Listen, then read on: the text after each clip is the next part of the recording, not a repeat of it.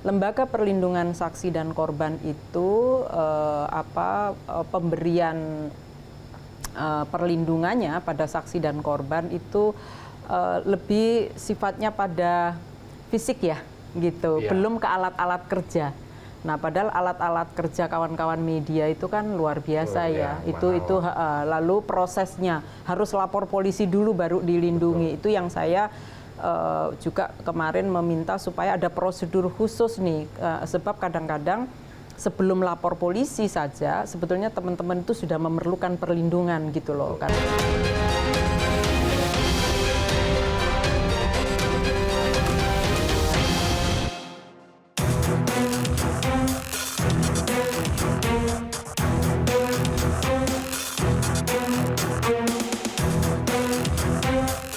Kekerasan terhadap para insan pers dalam menjalankan tugasnya masih terus terjadi. Berdasarkan data yang diperoleh Dewan Pers dari Aliansi Jurnalis Indonesia pada tahun 2014 hingga 2023, terdapat 620 kasus berupa kekerasan fisik sampai pada penghapusan hasil liputan atau sensor. Sementara itu, pada tahun 2024, Dewan Pers mencatat ada 28 kasus kekerasan terhadap jurnalis di Indonesia terjadi selama kurun waktu Januari hingga Juni 2024. Kekerasan terhadap jurnalis antara lain bentuk ancaman, pelarangan liputan, kekerasan fisik, teror dan intimidasi, penuntutan hukum, serta serangan digital. Bentuk serangan digital seperti mengirim ancaman langsung melalui aplikasi chat WhatsApp. Contohnya, jurnalis yang tadinya sedang memberitakan korupsi mendadak jadi berhenti karena serangan digital ini. 28 kasus tersebut terjadi di Jawa Timur, Jawa Tengah, Sulawesi Tengah, Sulawesi Selatan, DKI Jakarta, dan daerah lainnya.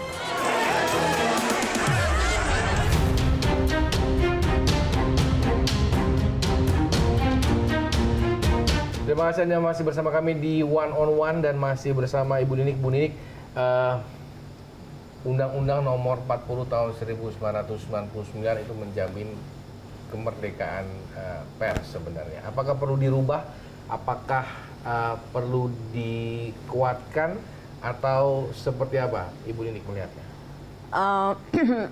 Undang-Undang 40 tahun 99 ini buat saya amazing sih isinya ya. Ada satu undang-undang yang formulasinya itu cukup kuat gitu. Bayangkan dalam rangka menjaga independensi pers itu insan pers diberi posisi yang sangat kuat, pemerintah masih bisa membantu, perusahaan pers masih bisa membantu, masyarakat umum masih bisa membantu. Memang bahkan kemerdekaan itu diperlihatkan dengan kewenangan bagi pers untuk menyusun regulasinya sendiri. Tapi memang tantangan pada kemerdekaan pers itu kan selalu berubah ya, seiring dengan kehadiran teknologi. Ya. Jadi tantangan kita bukan hanya dihadapkan dengan berbagai ancaman yang tadi sudah kita bahas gitu ya. Ancaman lain itu adalah misalnya kehadiran media digital yang sekarang ini semuanya minta instan, minta cepat, minta ini ya. Dan itu seperti kita ketahui sequel tahapan orang bekerja di pers kan tidak bisa secepat itu. Dia butuh proses konfirmasi, butuh akurasi, bahkan butuh in-depth, bahkan butuh investigasi. Nah ini yang kadang-kadang dilalaikan oleh kawan-kawan karena mengejar reels yang cepat betul. Itu satu. Yang kedua, teknologi buatan, ya AI, ChatGPT dan lain-lain, atau bahkan media sosial. Kawan-kawan masih ada yang kemudian menggunakan media sosial sebagai sumber informasi dalam pemberitaan. Padahal itu jelas-jelas nggak boleh, apalagi tanpa proses akurasi. Ini yang jurnalismenya itu loh yang nggak boleh kan, yang kita harapkan jurnalisme. Maka ini ikut mempengaruhi kemerdekaan pers, karena pers disetting dengan informasi dari medsos yang tanpa dilakukan proses akurasi kan gitu. Nah ini tantangan kita sebetulnya di era digital ini jauh lebih ini ya, belum lagi soal hak kekayaan intelektual ya, yang kadang-kadang kawan-kawan juga luput dari kepatuhan gitu ya dan melakukan pengabaian. Itulah maka perlu dukungan penuh lah bagaimana Undang-Undang 40 ini supaya bisa ditegakkan. Bahwa bagaimana kalau ada kekurangan untuk menjaga kemerdekaan pers ini. Kami Dewan Pers bersama konstituen sepakat untuk memberikan dukungan dengan cara membuat regulasi-regulasi untuk menjawab tantangan tadi. Misalnya sekarang ini sedang disusun etika jurnalistik bagaimana menggunakan artificial intelligence.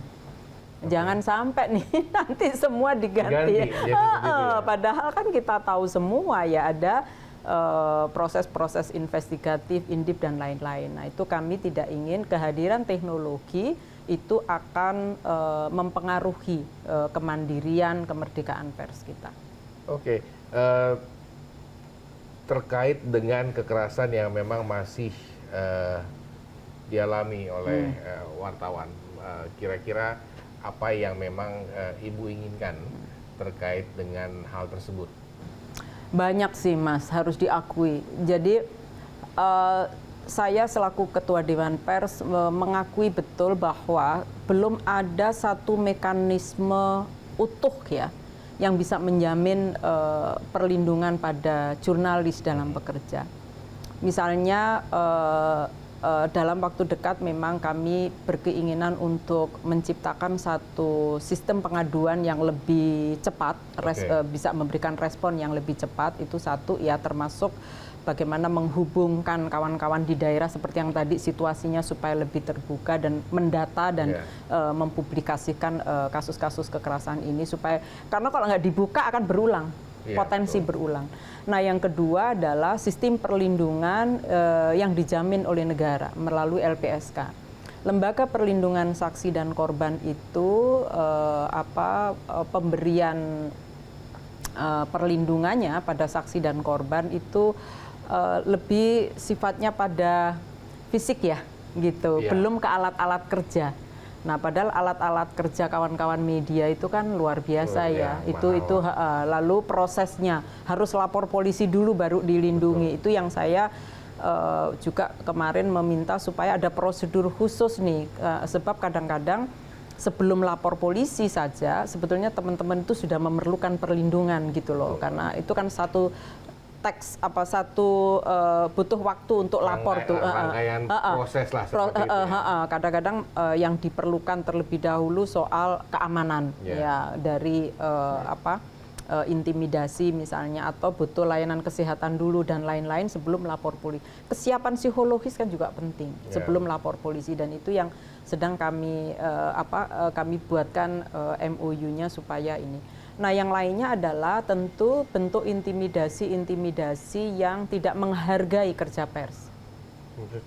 Jadi gini, kalau seperti yang tadi saya sampaikan kan, sebetulnya masyarakat itu boleh keberatan terhadap berita yang dikeluarkan oleh teman-teman kontennya, gitu ya. Tapi terkadang keberatan itu tidak disampaikan kepada Dewan Pers. Padahal keberatan terhadap konten itu ruangnya adalah ruang etik.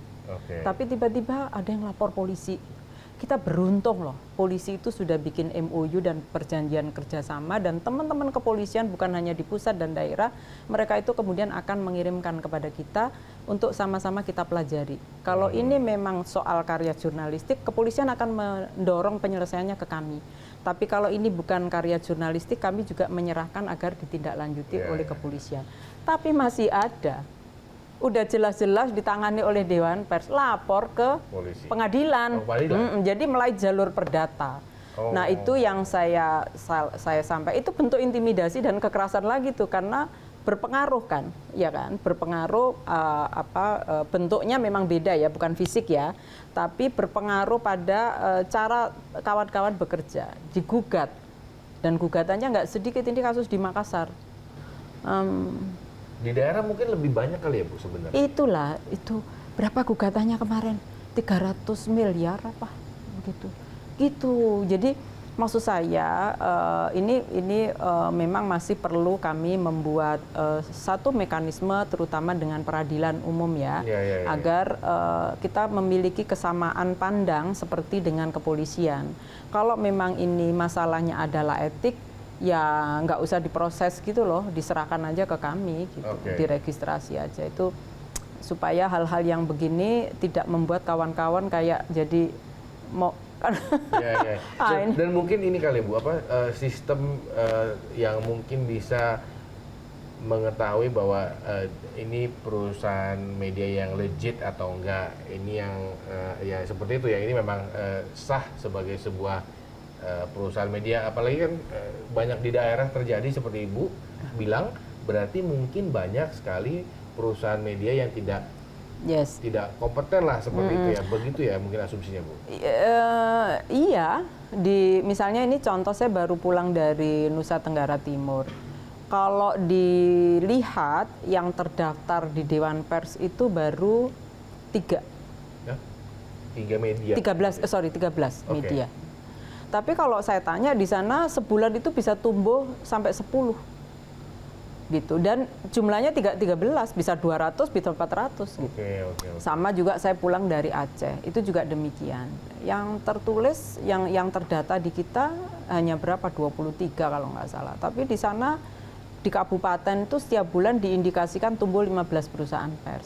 Nah jadi saya dalam kesempatan ini juga meminta ya, dengan sungguh-sungguh mari kita tempatkan profesi ini meskipun terbuka, tapi kita patuhilah ya untuk regulasi-regulasi yang mengatur soal pers. Bukan hanya undang-undang pers, tapi juga berbagai peraturan yang sudah dikeluarkan gitu ya soal pendataan pada perusahaan pers. Kenapa? Biar profesional.